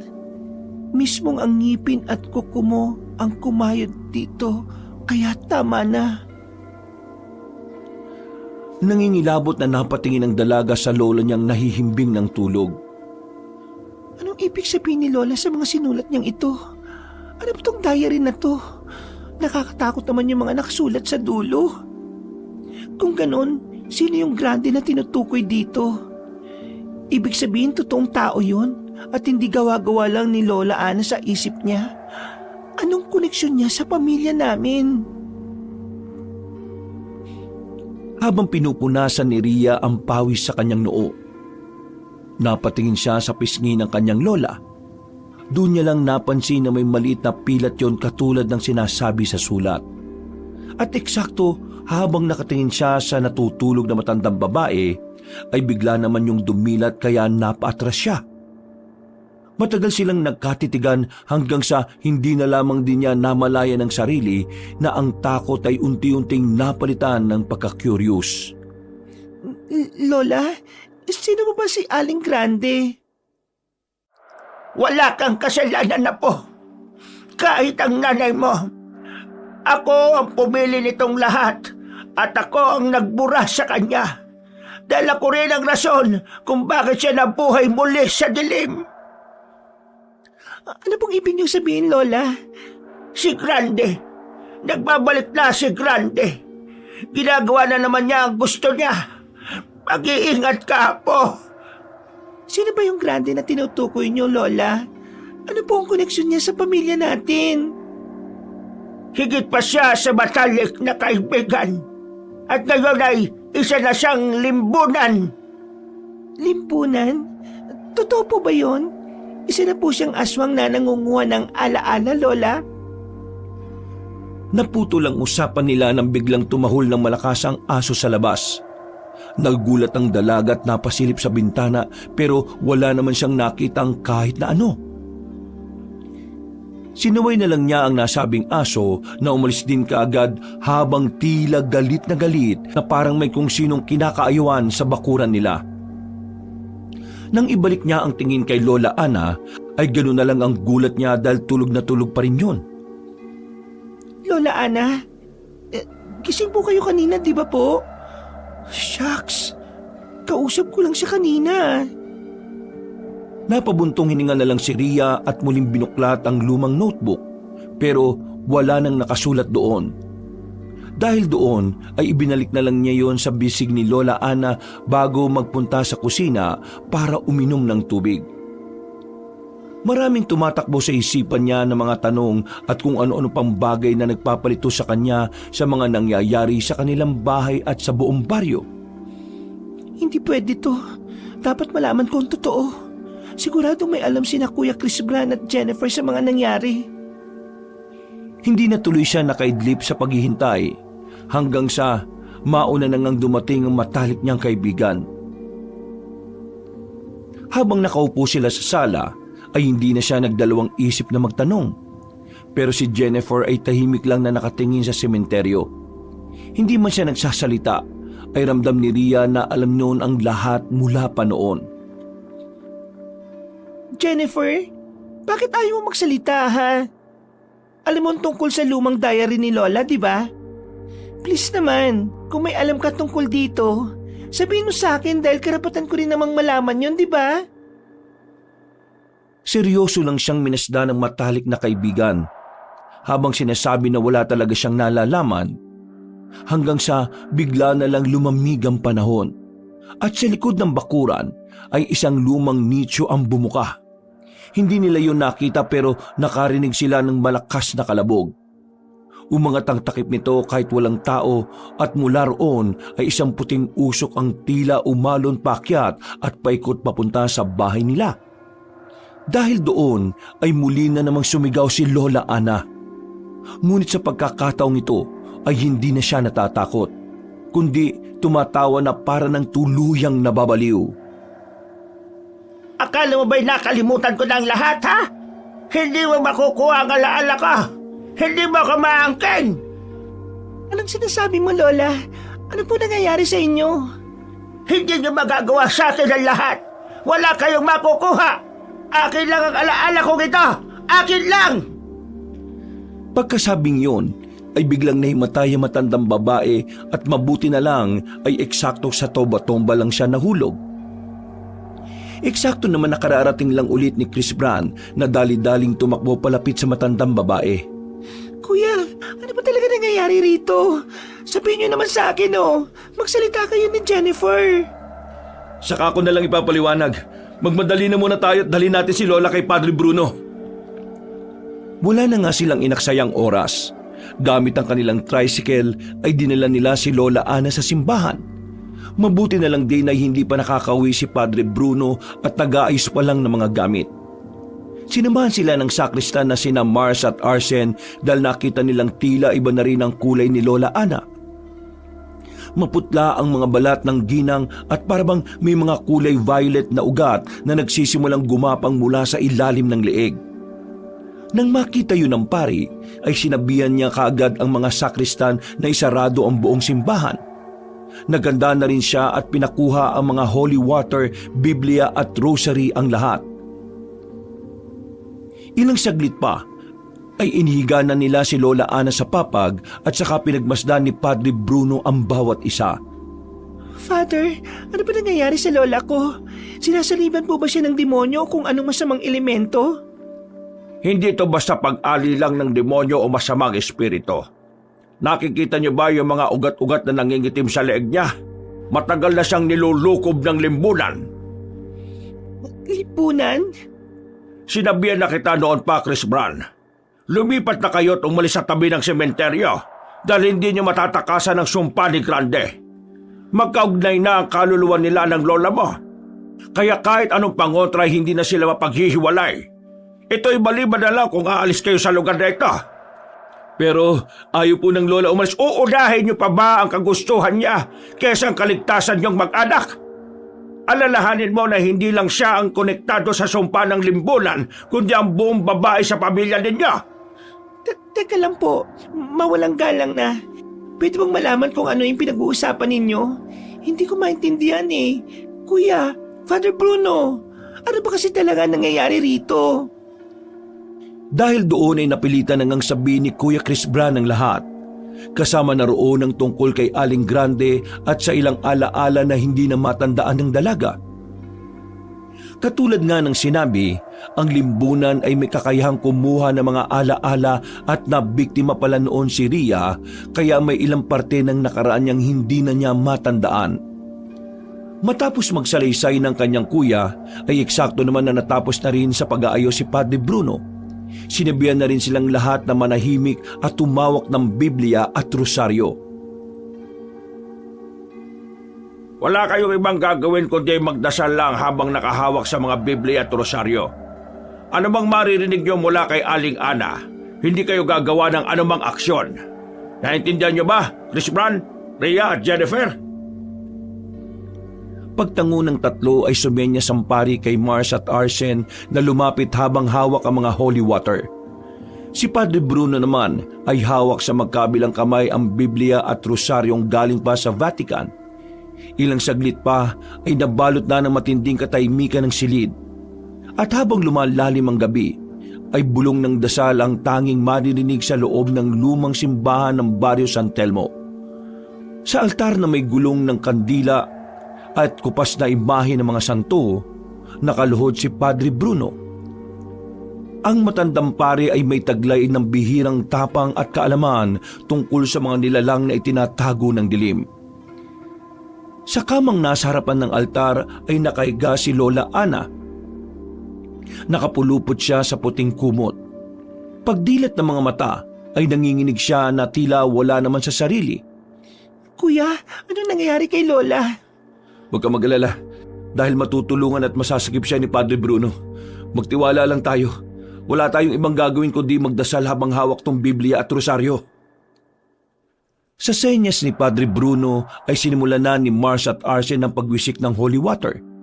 Dahil doon ay mas lalong nanginig si Lola Ana. Mas lalong kinawaan siya ni Rhea. Ilang saglit pa ay nagdasal na ang pari gamit ang wikang Latin. Pagkatapos ay sinundot-sundutan niya ito ng wikang Pilipino. Lumabas ka sa kaluluwa kita! Ikaw na karubal-dubal na espiritu! Umalis ka at bumalik sa kantila kung saan ka nang galing! Napakagatlabi si Rhea habang pinagmamasdan si Lola Ana. Habang nagdarasal ay tila ba nararamdaman niyang umiinit ang balat ng matandang babae. Kaya napabaling siya sa nakatatandang kapatid habang si Jennifer naman ay kumakapit na sa kanya ng maigpit dahil sa takot. Kuya, nararamdaman mo ba yun? Hindi ko alam kung paano pero ramdam ko na umiinit ang katawan ni Lola Ana. Nararamdaman ko rin, Rhea. Huwag kayong mag-alala ni Jennifer dahil matatapos rin ang lahat ng ito. Magpatuloy lang kayo sa pagdarasal at magtiwala sa Diyos. Hindi nyo na ako mapapalis dito! Ako ang kabuuan ni Ana! Ako ang alaala ng kanyang lihim! Ako ang limpunan na sasakupin ko siya at ang lahat ng malapit sa kanya! Anong sinasabi ni Lola? Oo nga, Padre Bruno. Ano na po ang pinagsasabi ng lola namin? Makinig kayong mabuti, Chris Bran, Rhea at Jennifer. Sa ngayon ay hindi siya si Aling Ana dahil patuloy siyang sinasakop ng limbunan. Mars, Alin, magwisik ba kayo ng holy water at magpatuloy ang lahat sa pagdarasal? Hindi ba dali mapasok ang espiritu ng limbunan dahil matagal na tong nakakapit sa katauhan niya? Nagpatuloy nga silang lahat sa masinsinang panalangin at habang ginagawa ang mga yon, wala silang kamalayan na sa likod ng simbahan ay nagkrak na ang isang antigong salamin. Mula sa basag nito ay gumapang palabas ang isang nilalang. Narinig nilang lahat ang nakakakilagbot na ugong yun, kaya napapagala sila ng tingin lalo na kay Rhea. Anong ingay yun? Tunog yun ng limbunan. Nandito na ang unang tagasalo ng alaala. Eksaktong pagkasabi noon ng matandang pare ay nabuwal ang pinto ng silid na kinaroroonan nila. Doon na nga nagpakita sa kanila ang isang halimaw. Payat ito na parang ginutay-gutay na bangkay. May leeg na kayang iikot ng 360 degrees at may 6 na pulang mga mata sa noo. Ang bibig nito ay may mahabang dila na may mga mata sa dulo. Napatili si Rhea at Jennifer sa kanilang nakita. Kahit ang dalawang sakrisan na si Mars at Arsene ay natakot din dahil ito ang unang pagkakataon nilang lahat na harap-harapang makakita ng limbunan. Mabilis ang mga sumunod na pangyayari. Habang tumitili ang dalawang babae ay sinugod ng limbunan si Chris Bran. Pero hindi nagpatinag ang matikas na lalaki. Dumukot siya ng gulok sa likod at pinukpok ang halimaw sa leeg. Nagulat silang lahat dahil may nakatagong sandata si Chris Brand, pero mas nagulat sila nang muling bumangon ng nakakatakot na nilalang. Para itong hindi tinablan, kaya napatras silang lahat. Usikan nyo ng holy water, Mars! Arcel! Sinunod nga yun ng 2 binata at matapos matalsikan ng banal na tubig ay sumigaw-sigaw ang limbunan na parang halinghing ng sanggol at matanda na pinagsama. Bakit ganun ang boses? Yan ang pinagsama-samang alaala ng mga nilalang na kinukuhanan nila. Chris Brand, gamitin mo na ulit ang gulok! Sige po! Sumugod nga si Chris Brand at nahagip niya ang kamay ng halimaw. Umiyak na naman yun na parang sanggol at matanda ang boses.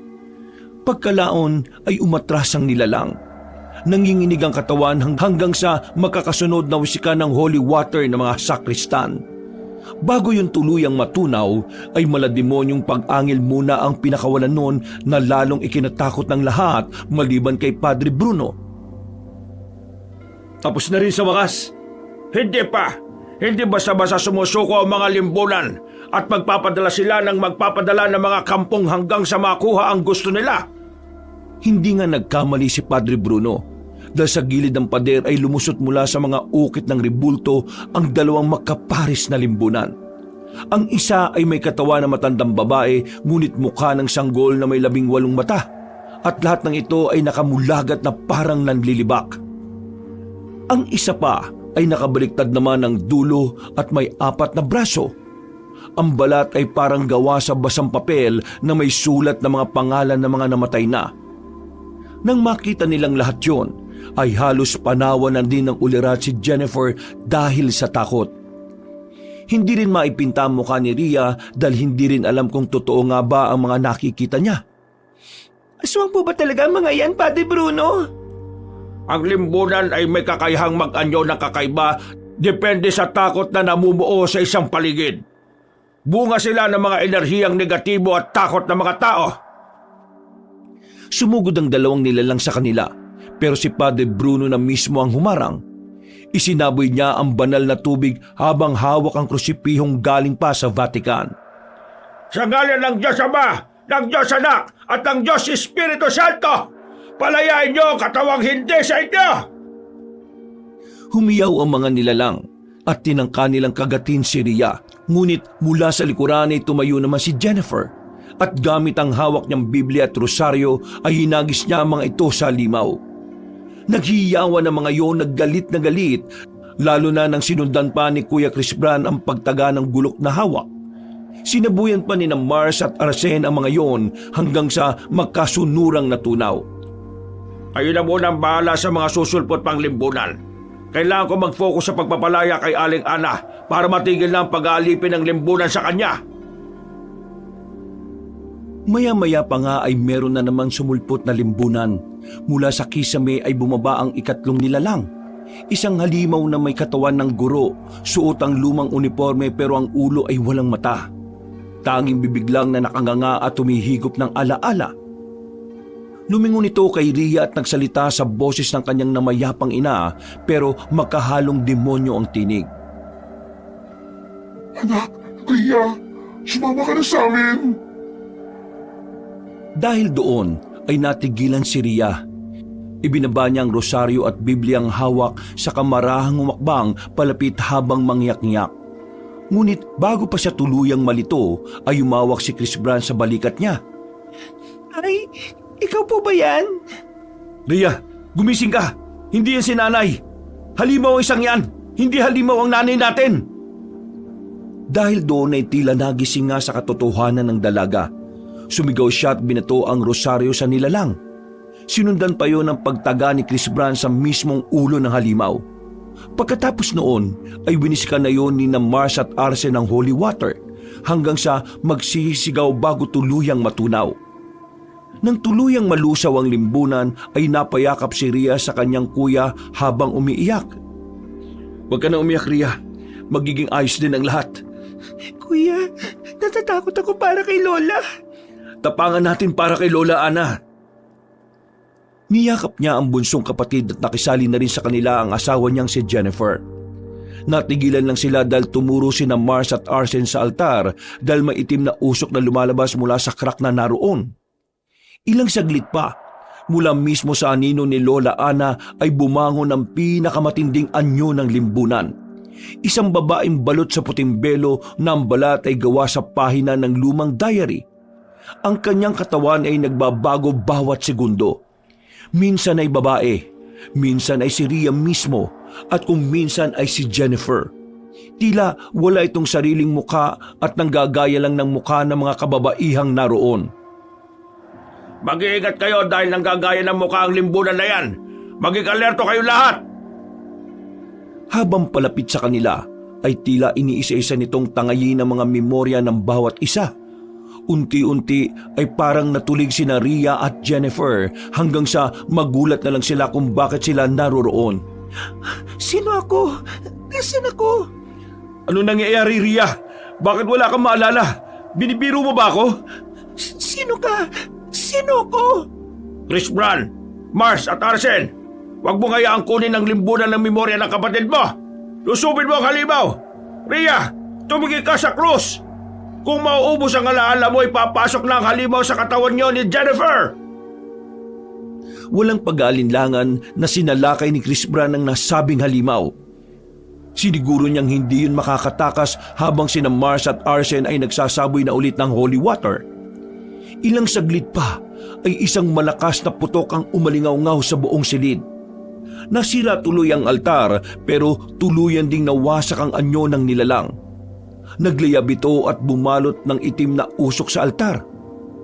Mahilo-hilong sumandal sina Rhea at Jennifer sa gilid habang inaalalayan ni Kuya Chris Bran. Nang may masmasan na ay muli silang nagyakapan. Ngunit bago pa man silang lahat makahinga ng maluwag ay bumukas ang pangunahing pintuan ng simbahan. Dinig na dinig nila ang paglangit-ngit nito kaya napasilip silang lahat sa sirang pinto maliban kay Padre Bruno na abala pa rin sa pagpapagaling kay Lola Ana. Nakarinig sila ng tawa ng isang lalaki hanggang sa makita nila ang pagpasok noon. Mahaba ang buhok, maputi ang balat, tila patay na ngunit buhay ang anyo. Ang kanyang mga mata ay walang itim at tanging puti lang. Nakasuot siya ng lumang itim na barong na may panis na dugo sa laylayan. Nang makita yun ni Padre Bruno ay halos matigilan siya sa ginagawa. Diyos ka pa! Padre Bruno, bakit? Dumating na siya! Sino po ba siya? Si Asher! Asher? Si Asher, ang pinuno ng mga limbunan, ang unang nilalang na kumain ng buong alaala ng isang bayan at siyang nanghawa kay Grande sa matalik na kaibigan ni Aling Ana. Pagkatapos magpaliwanag ni Padre Bruno ay patuloy na naglakad si Asher hanggang sa uminto sa tapat ng pintuan. Kitang-kita naman ang takot sa mukha ng lahat matapos mismong makita ang pinuno ng nasabing aswang. Ngumisi yun sa kanila at nagsalita na parang nanlilibak. Masarap ang alaala ng mga taksil. At kayo na ang susunod mga kutong lupa! Tumingin si Asher kay Lola Ana na hirap pa rin sa nangyayari. Pagkatapos noon ay ngumiti siya at muling humarap sa kanilang lahat. Nagkita tayo ulit, Padre Bruno. Hindi ka pa rin nagbabago. Mahusay ka pa rin na parang katulad ng mga albularyo. Hindi ako isang albularyo. Alagad ako ng Diyos. Oo nga pala. Nakakalimutan ko nang magkaiba pala yun. Pareho lang kasi kayong walang laban sa akin! Napatras ang pinuno ng limbunan dahil sa pagsaboy ng holy water ni Padre Bruno sa kanya. Napaangil siya at saglit na nagbago ang anyo ng mukha. Pero bumalik din sa dating itsura. Napangiwi ang ngiti niya sa labi at sinamaan ng tingin ng bawat isa bago nagtapos sa pari. Magbibigyan ko kayo ngayon. Pero sa pagbabalik ko, siguradong wala nang makakaligtas sa inyo. Sa isang kisap mata ay bigla na lang naglaho na parang bula ang pinuno ng mga limbunan. Dahil doon ay nakahinga na maluwag ang lahat. Nakita na rin kasi nila na okay na ang lagay ni Lola Ana. Dahil sa nangyari ay nagmistulang abandonado ang simbahan matapos ang labanan. Ang paligid ay tila nangamoy usok at sinunog na balat ng tao. Ang sahig ay nabasa ng pinagsamang dugo at itim na likido ng mga kaninang sumalakay na mga limbunan. Nakatayo si Padre Bruno at tumihingal habang hawak pa rin ang rosaryong galing sa Vatican. Lumapit naman sina Kuya Crisbran, Ria at Jennifer sa kama at inalalayan si Lola Ana na nawalan ulit ng malay. Okay na po ba si Lola Ana, Padre Bruno? Maayos na ang lagay ni Aling Ana sa ngayon. Ano pong ibig niyong sabihin na sa ngayon? Padre, ibig bang sabihin nun ay hindi permanente ang pagiging ayos niya? Tama ka. Hindi pa permanente dahil habang nabubuhay si Asher ay magbabalik lang ng magbabalik ang mga limbunan. Ano pong ibig niyong sabihin, Padre? Napatay naman po natin ang mga limbunan kanina. Ang napatay natin ay ang kanilang mga katawan. Pero ang kaluluwa ng isang limbunan ay hindi namamatay. Kaya kung mapapansin nyo, iba-ibang itsura nila dahil nagpapalipat-lipat lang sila sa katawan ng mga patay. Mabubuhay at mabubuhay lang sila, lalo na kung hindi natin mapupuksa ang pinuno nilang si Asher. Dahil doon, ay napatingin si Ria kay Lola Ana. Sa balikat ng matanda ay unti-unting lumitaw ang isang itim na marka. Hugis bilog ito na may mata sa gitna na hindi gaanong nakadilat. Ang mas nakakagulat ay tila may mga ugat na kumakalat palabas gaya ng mga bitak sa salamin. Nagulat ang magkapatid nang makita ang mga yon, pero nang lingunin nila si Padre Bruno ay tila alam na nito kung ano ang bagay na yon. Lumabas na ang kanyang tatak. Simula nang mahawa si Ana kay Grande, ay itinanim na ni Asher ang ugnayan. At hindi na to basa-basa mapuputol ng mga dasal na ginawa natin kanina. Akala ko ba nagawa nyo na siyang ipagdasal kanina, Padre? Napalayas nyo na ang umaalis sa kanya na limbunan. Nagawa ko na ngayon, pero hindi ko hawak ang kalooban ng lola ninyo. Ano pong ibig nyo sabihin? Sabi sa banal na Biblia, kapag lumabas ang masamang espiritu sa tao, gumagala ito sa mga tuyong lugar upang maghanap ng mapagpapahingahan. At kung wala siyang matagpuan, iisipin na lang niyang bumalik sa kanyang pinanggalingan. At sa kanyang pagbabalik makita niya itong walang naninirahan. Malinis at maayos ang lahat. Aalis siya, tatawag ng 7 pang espiritu na mas masama kaysa sa kanya. Papasok sila sa taong yon at doon maninirahan. Kaya lalo pang sasama ang kalagayan ng taong yon kaysa sa dati. Ang limbunan na nagbalik kay Aling Ana ay mas lalong matibay at makapit. 2 bagay na lang ang tanging paraan para tuluyan siyang mapalaya. Ano po yung 2 bagay na yung, Padre? Ang una ay ang mapatay natin si Asher. At ang pangalawa, Ano po yung pangalawa, Padre Bruno? ang pangalawang paraan ay ang mapatay natin mismo ang Lola Ana nyo para tuluyan siyang mapalaya sa pagiging limbunan. Naluha sa takot si Ria at napayakap ng mahigpit sa matandang babae. Alam niya sa sariling hindi niya matatanggap kung mamamatay lang ng ganun-ganun ang pinakamamahal niyang lola. Inalo lang siya ni Jennifer at umiyak na rin habang si Kuya Crisbran naman ay napapakuyom lang ng kamao. Pinayuhan sila ng pari na wag na munang umuwi dahil mas magiging delikado ang mga susunod na oras. Lalo na ngayong nagpakita na talaga si Asher. Sinunod nga nila ang payo ng pari. Sa simbahan sila mismo natulog. Nagsiksikan sila sa kwarto ni na Mars at Arsen. Ang 2 sakristan ay natulog na lang sa storage room ng simbahan. Kinabukasan ay maayos naman ang takbo ng mga pangyayari. Itinago nilang lahat sa mga taga-baryo ang nangyari dahil siguradong magpapanik ang mga yon kapag nalaman nila ang tungkol sa libunan. At bilang pagbawi na rin ay tumulong na si Kuya Crisbran sa pag-aayos sa mga nasira sa simbahan. Ilang araw lang din ay naayos na nila ang mga yon at sa biyaya ng Panginoon ay walang kahit na anong libunan na nagpakita o nagparamdam. 3 beses kasi nilang ipinanalangin si Lola Ana kaya hindi rin bumubuka ang mga matang ugat sa balikat nito. Lumipas pa ang mga araw at gabi. Tahimik man pero ramdam pa rin ang kakaibang bigat na meron sa buong baryo ng San Telmo. Nasa simbahan na si Ria galing sa bahay nila para kumuha ng ilang gamit. Kasama niya si Mars at Arsen nang magpunta roon, kaya hindi rin siya masyadong natakot. Matapos siyang mailagay ang mga gamit nila, ay nagtungo siya sa silid ni Lola Ana. Naabutan niya roon si Jennifer na kinukumutan ng matanda dahil katutulog lang daw.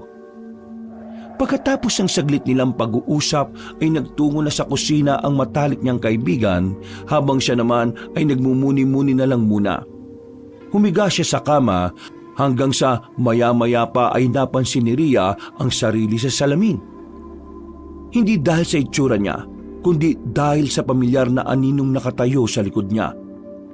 Paglingon niya doon ay wala siyang nakitang kahit na sinong tao. Si Asher ba yun? Dahil sa takot ay napa-sign of the cross siya at pumikit hanggang sa hindi niya namalayang nakatulog na siya. Ilang saglit pa ay dinalaw ng isang masamang panaginip si Ria. Nakita niya ang sariling nakatayo sa gitna ng sementeryo. Sa harapan niya ay may 5 krus na may mga kamay na pilit umaabot pataas. Isa-isa itong nabali at mula sa lupa ay sumulpot muli ang 5 limbunan na napatay nila noong nakaraan. Ngunit iba-iba na rin ang anyo ng mga yon. Ang una ay may ulo na pabilog at walang mga mata. Puro bunganga na bumubuka at humihinga ng malamig na usok o hamog. Sa dibdib nito ay may butas na tinatakpan lang ng mga ugat. Ang ikalawa ay payat na parang poste. Ang balat ay parang telang nabubulok at may mga kuko na tila bakal. Humahabol ito gamit ang matatalas na dila. Ang ikatlo ay mukha na parang isang salamin. Kung titingnan nito ay makikita ang sarili mong mga alaala sa likod ng mga mata nito bago ito biglang mabulok at mabura. Ang ikaapat ay tumutulo ang itim na likido sa mata nito na nagiging uod kapag bumabagsak sa lupa. Ang bawat luha ay sumisipsip sa emosyon ng tao.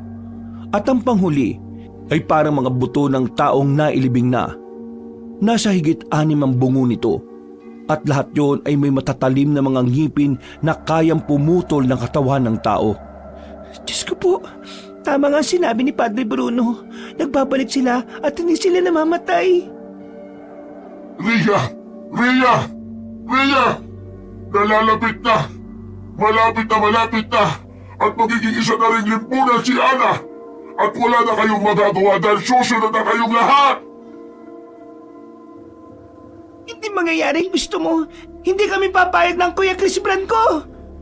Tingnan natin kung hanggang saan ang tapang ninyo at kung hanggang saan kayo may pagtatanggol ng simbahan. Humalakhak ng humalakhak si Aling Grande at pagkatapos ay inutusan niyang magsama-sama ang 5 limbunan. Ganun na nga ang gulat ni Ria dahil isang nakakatakot na halimaw ang nabuo at tuluyan siya nitong nilukob. Nakatakbo at natakasan man niya ang higanteng halimaw pero tuluyang nagdilim ang kapaligiran. At ilang saglit pa nga ay unti-unting lumitaw sa harapan niya si Asher. Katulad ng sinabi ng tapat kong alagad na si Grande, hindi magtatagal ay magiging tagasunod ko rin ang Lola Ana mo. At katulad ng sinabi ko sa tagasunod mo, hindi ako papayag na mangyari yon. Hindi kami papayag ng Kuya Chris Branco. Tandaan mo yan, dahil lalabanan namin kayo! Nakakatuwa ang katapangan mo, Iha. Hindi ako nagtataka kung bakit sa tagal ng panahon ay hindi ka kagad na ubos ni Grande. Masyadong malakas ang paniniwala at pananampalataya mo. Pero hindi rin magtatagal ang mga yan. Kayo ang hindi magtatagal. Naghahanda na si Padre Bruno at ang Kuya Chris Branco para magapi kayo ng tuluyan. Maganda ka na dahil sa susunod na mga oras at araw, hindi na babangon ng mga limbunan mong alagad dahil ikaw na mismo ang bubuksain namin! Unahin niyo munang iligtas ang lola mo dahil sa marka na ibinigay ko sa kanya ay unti-unti nang mabubulok ang kanyang pagkatao! Hindi mangyayari yan! Sa ayaw at sa gusto ninyo ay mapapasa akin siya! Pati ikaw, Ria! Pagkurap ni Ria ay ganoon na lang ang gulat at takot niya dahil nasa harap na mismo niya ang pinuno ng limbunan. Hinuwakan siya noon sa muka na mas lalo niyang ikinasindak. Napabalikwas siya at biglang nagising dahil sa matinding takot. Basang-basa ang likod niya ng pawis kaya tumayo kagad siya at nagpalit ng damit. Nagpunas din siya ng katawan saka humarap sa salamin. Doon niya lang din napansin na wala pa sa kwarto si Jennifer at Kuya Chris Brand. Nandun siguro sila sa kwarto ni Lola Ana. Hindi na niya halos natapos ang sinasabi dahil nang mapatingin siya sa kisame ng silid na kinaroroonan ay nakita niyang tila may aninong dumaan. Mahaba ang mga paa nito, baluktot ang katawan at may lumalagitik na buto habang gumagapang sa kahoy. May limbunan na naman nakapasok. Dali-dali siyang lumabas ng silid dahil inaalala niya kagad si Lola Ana at ang iba pa. Pagdating niya sa silid ni Padre Bruno ay nakita niyang may mga bakas ng dugo roon. Kaya mas lalo siyang nabahala. Padre Bruno! Nasaan po kayo? Pagtingin ni Ria ay merong kumakalubog na kung ano sa loob ng silid ng Ginoo. Kaya walang pag-atubili na siyang pumasok. Pagbukas ng ilaw ay nakita niyang may isang limbunan na nandoon at kinakain ng alagang pusa ng pari sa simbahan. Sa gulat ng dalaga ay hindi siya kagad nakakilos. Nabunggo niya pa ang isang figurin dahilan para makagawa siya ng ingay. Napalingon sa kanya ang limbunan at nang makita siya nito ay wala yung pag-aalinlangang sumalakay. Limbunan! May limbunan sa kwarto ni Padre Bruno! Galit na sumalakay ang halimaw dahilan naman para mapaupo si Ria sa sahig. Nang lulundagan na siya nito ay eksakto naman na dumating si Padre Bruno. Nakagad nagwisik ng holy water sa nasabing aswang. Umangil yun ng umangil habang nagwawala pero hindi tumigil ang pari sa pagsaboy ng holy water. Hanggang sa mapahandusay ang halimaw sa sahig. Umalingaw-ngaw ang ungol nito sa buong silid bago tuluyang malusaw na parang isang kandila. Umalingasaw ang mabahong amoy at dali-dali namang lumabas ng silid si Ria. Padre, nakapasok na naman po yung mga limbunan. Nandito na sila sa palibot ng simbahan. Po? Napalibutan na tayo ng mga kampo ni Asher. Magbadali ka na dyan at pumunta ka sa silid na kinaroroonan ng Lola Ana mo. Maganda na kayo dahil magiging madugo ang gabing ito. Ano pong ibig niyo sabihin na magiging madugo? Kapag hindi tayo nagtagumpay ngayong gabi, siguradong mauubos sa mga limbunan ng mga inosyenteng tao sa buong baryo ng San Telmo. Mas lalong gumapang ang takot sa pagkatao ni Ria. Mabuti na lang ay dumating si Jennifer at kagad siyang inakay. Sabay-sabay silang umalis sa lugar na yon at tinungo ang silid na kinaroroonan ni Lola Ana. Sa mga sandaling lumalalim ang gabi at tahimik ang buong paligid ng simbahan, ang presensya naman ni Asher na pinuno ng lahat ng limbunan ang unti-unting bumalot sa buong paligid. Ang mga kandilang naunang sinindihan ni Padre Bruno ay isa-isang namatay. Ang lamig ng hangin ay biglang naging tila yelo na humahaplos sa laman.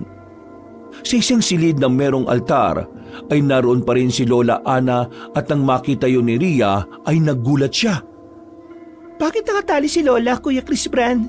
Anong ibig sabihin nito? Nakinig lang ako sa sinabi ni Padre Bruno. Mas makabubuti siya ngayon ng ganito kay Lola. Paano mas nakabubuti? Nasasaktan si Lola Ana, Kuya. Wala tayong magagawa. Kapag hindi natin ikinadena si Lola, tayo naman na masasaktan niya kung magkataon. Bakit naman niya tayo sasaktan? Eksaktong pagkasabi nun ni Ria ay nakita nilang kumislot ang marka ni Lola Ana. At maya-maya pa nga ay dumilit ang mata na naroon. Nagulat silang lahat dahil nagising din ang matandang babae na biglang naghuhurimentado. Ang kanyang mga mata ay namuti at ilang saglit pa ay tumigil siya sa pagsigaw. Pero nanatiling nakabuka ang bibig. Pagkalaon ay may kung anong bagay na mula roon ang unti-unting gumapang palabas. Nagulat ang magkapatid sa kanilang nakita habang si Jennifer ay napatangalang dahil sa pagkatakot. Dahil doon ay pinaalalahanan sila ni na Mars at Arsen na ihanda ang mga binigay sa kanilang holy water. Ano yung lumabas sa bibig ni Lola? Hindi ko rin alam. Nagsisimula na siyang lamunin ng sumpa ni Grande. Basbasan niyo siya ng holy water, madali! At kayo naman, Mars at Arsen, magsimula na kayo sa pagdarasal. Habang abala ang dalawang sakristan, ay inihanda naman ng pari ang kanyang sarili. Ganon din sina Rhea, Kuya Chris Brand at Jennifer kahit talatang natatakot sila sa mga nangyayari. Sa di kalayuan ay may isang aninong lumalakad. Mahaba ang katawan nito, balingkinitan at may mahabang leeg na tila ahas. Nang makalapit ito sa liwanag ng huling kandila, tumambad sa kanila ang itsura ni Asher, ang pinunong limbunan. Nag-iba na ang kanyang itsura. Ang kanyang balat ay parang pinagsamang usok at abo. Kulubot ito at basag-basag din. Ang kanyang muka ay walang ilong. May 6 na mga mata na paikot sa noo at may bunganga sa gitna ng dibdib. Mag-iba-iba ka ba ng anyo? Hindi dyan may tatago ang kadiliman ng bulsibo. Tandaan mo ito, pinuno ng limbunan, dahil dito na magtatapos ang lahat. Matagal na panahon din bago ako makagawa ng mabisang pamuksa sa'yo. Hindi sumagot si Asher. Humalakak lang yon habang lumalapit. Pagkatapos ay isang mababang ugong ang naririnig nilang lahat, na tila boses ng daang-daang namatay na sumisigaw ng ibalik nyo sa amin ang mga alaala. Naririnig mo ba ang sigaw nila? Ibalik mo ang mga alaala ng mga taong ninakawan mo! Ang lahat ng alaala nila, kasama ang laman at tugo, lahat ng mga ito ay mapapasa akin, pati na rin ang sa inyo. Wala akong ititira sa lugar na ito. Kaya mga alagad kong limbunan, sa lakay na! Ngayong gabi na ito ay padanakin natin ang dugo sa buong San Telmo! Nang marinig ni Rhea, Jennifer at Kuya Crisban, Mars at Arsen ang sinabi ng pinunong limbunan ay naging alerto sila. Ilang saglit pa nga ay tuluyan ng nagwala si Lola Ana. At dahil doon ay naiiyak na lang siyang pinagmasdan ni Rhea. Lola Ana, lumaban ka! Pakiusap! Hindi nyo na mababawi ang matagal ng sa akin. Grande! Lumabas ka at tulungan ang bago nating kasama na si Ana. Ikaw na ang bahala sa kanya. Mula sa likuran mismo ni Asher ay unti-unting sumulpot si Grande sa hindi ka nais-nais na itsura. Para siyang manananggal na nakabaliktad ang ulo. Kahit nakakatakot ang itsura, ngunit hindi umaatras sina Rhea, Padre Bruno, Jennifer, Mars at Arsen. Hawak ng pari ang isang bote ng banal na langis. Habang si Chris Brand ay may dalang artigong krus na may kahoy mula sa Jericho tree. Si Rhea at Jennifer naman ay may hawak din mga holy water katulad ng 2 sakristan. Ilang saglit pa ay biglang dumagungdong ang lupa. Mula sa ilalim ng simbahan ay sumulpot ang 3 bagong limbunan. Nadagdagan na naman ang kanilang kalaban bukod kay Asher at Grande. Ang una ay may mukhang walang bibig pero may mga mata sa leeg. Ang pangalawa ay may kamay na parang ahas na may mga ngipin. At ang pangatlo naman ay ang nilalang na walang ulo ngunit may mga mata sa bawat daliri. Mga mahal at tapat kong limbunan, alam nyo na ang gagawin nyo! Sa isang kisap mata ay sumugod ang mga halimaw. Pero hindi na nahimik si Kuya Chris Brand dahil habang tumatayo sa harap ng altar, Hindi nyo kami magagabi mga demonyo kayo! Nandito kami sa simbahan ng tahanan ng Diyos, kaya hindi kami pababayaan ng Panginoon. Itong sa inyo! isa sa mga limbunan na sumugod kay Chris Brand. Ngunit ang tinamaan nito ng krus ay bigla itong nasunog. Nagliyab ito sa asul na apoy at nagsisisigaw. Hanggang sa tuluyang matunaw na parang kandila sa harap ng krus. Pero nang makita yun ni Asher ay napangiti lamang siya dahil alam niyang wala lang yun sa kanya. Anumang oras ay kaya niyang ibalik ang mga limbunan na nawala. Si Padre Bruno naman ay bumikas sa mga salitang Latin habang ibinubuhos ang banal na langis sa paligid ng altar. Napapaurong ang 2 limbunan nang marinig yun at nang makita sila ni Asher ay napaismi dito. Hindi dawag ang mga limbunan ko. Kung aatras lang din kayo, mas mabuting ako ng mismo ang pumatay sa inyo para hindi na kayo mabuhay pa ulit. Dahil sa sinabing yun ng pinunong limbunan ay napilitang sumalakay ang 2 aswang. Isa sa kanila ang nakasingit at sinubukang sakmalin si Ria. Ngunit ang dalaga sa kanyang kagustuhang mailigtas si Lola Ana ay itinapat ang holy water sa mukha ng aswang at winisikan ito. Biglang napasigaw ang halimaw hanggang sa mag-apoy na rin yun hanggang sa tuluyang matunaw. Hindi mo kami mapapatay, halimaw ka! Humanda ka, Asher! Dahil magbabayad ka sa ginawa mo sa lola ko at sa mga taga-baryo ng San Telmo! Wala akong paki sa nararamdaman nyo. Grande, ano bang iniintay mo? Gawin mo na ang pangsakop ng tuluyang kay Ana! Muling sumalakay si Grande pero hindi siya inayaan ni Kuya Chris Bran. Gamit pa rin ng mga krus na may basbas ng holy water ay hinarang niya ang limbunan. Ilang beses siyang nakipagpambuno rito hanggang madaig niya ang nasabing babaeng aswang.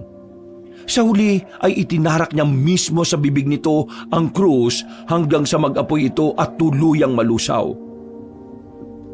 Nang makita yun ni Asher ay napaismid na naman siya na tila hindi na natutuwa sa mga nangyayari.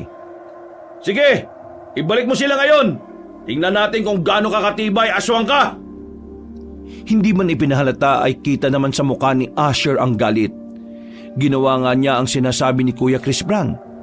Sinubukan niyang ibalik ang mga aswang na napatay pero ganun na lang ang gulat niya dahil hindi na nakabalik si Grande at ang iba pa. Anong nangyari? Bakit hindi bumabalik si Grande at ang iba pa? Epektibo ang ginawa namin pangontra sa tulong ng matinding dasal sa Panginoon at sa salita niyang banal. Ngayon, wala ka nang kawala. Lahat ng mga katulad mo ay hindi na mabubuhay sa oras na mapatay namin kayo. Dahil sa sinabing yon ni Padre Bruno ay tumigil ang limbunan at sa paghawak ni Ria sa holy water, isang liwanag ang bumalot sa kanya na parabang pumapabor ang kalangitan. Habang nangyayari ito, si Asher naman na nasa anyo ng pagiging limbunan ay lumipad na sa ere. Parang isang higanting uwak na walang pakpak. Ang kanyang bunganga ay nagbukas at lumabas sa mga sinumpang alaala. Mga aninong may formang bata, ina, sundalo, guro. Lahat ito ay binuo mula sa mga ninakaw niyang alaala. Pero isang bagay ang hindi niya inaasahan. Si Lola Ana na biglang bumangon at kagulat-gulat dahil nawala na ang marka ng limbunan dito. Paano nangyari ito? Paano siya nakakawala sa kapangyarihan ko? Hindi pwedeng matalo ang isang limbunan! Dahil yan sa kapangyarihan ng Panginoon na hindi mo mapapantayan! Masamang aswang! Hindi niyo ako mapapatay, mga walang kwentang tao! Nang subukan lusubin ni Asher ang altar, ay sinalubong siya ni Chris Bran gamit ang krus. Habang si Padre Bruno ay tumindig sa pulpito at binasbasan ang buong simbahan. Sa ngalan ni Jesucristo, pawiin mo na ang kasiliman! Hindi mananaig ang kasamaan sa mga nananampalataya sa iyo, Panginoon! Puksain ang lahat ng alagad ng kasamaan! Kayo mapupuksa at hindi ako! Hindi kami, kundi ikaw! Mamamatay ka na, limbunan ka! Ibinuhos ni Ria ang natitirang holy water. Ganun na rin ang ginawa ni na Mars at Arsene. Si Jennifer naman ay inalalayan lang si Lola Ana na nangihina kahit ayos na ang lagay. Ilang saglit pa, dahil sa sabay-sabay nilang pagsalakay ay isang dagundong ng liwanag ang sumabog mula sa altar. Dahilan upang tila isa-isang natuklap ang kanyang maitim na balat. Bumagsak siya sa lupa habang lumiliyab sa pagkaasul. Nagwala-wala pa siya at sinubukang umatake. Pero sinaksak na siya ni Chris Bran ng malaking krus. Dahil doon ay tuluyan siyang natigilan at hindi makapaniwala na mapapabagsak siya ng ganun-ganun na lang. Bago siya tuluyang matunaw, sumigaw siya ng ubod lakas pero sa huli ay isang luha rin ng pagsisisi ang pumatak. Gusto ko lang naman na maalala. At siya ay tuluyan ng nawala. Isang usok na lang na tila ba tumatakas sa hangin. Matapos ang matinding laban na iyon, ay muling nabawi ang katauhan ni Lola Ana. Wala na rin ang mga limbunan sa paligid. Ang simbahan ay nanumbalik din sa katahimikan. Si Ria at Chris Brand ay magkayakap na lumuhod sa harapan ng altar. Si Jennifer naman ay tahimik ngunit lumuluhang niyakap ang asawang si Chris Brand. Makalipas ang ilang araw ay tuluyan ng naputol ang nasabing sumpa. Nagulat na lang din ng mga tao dahil parabang napakagaan na ulit ng pakiramdam nila at wala na ang takot. Nanaig nga ang katarungan at kapayapaan sa puso ng bawat isa. Wakas! Ako ang inyong Lolo Pael. At ako naman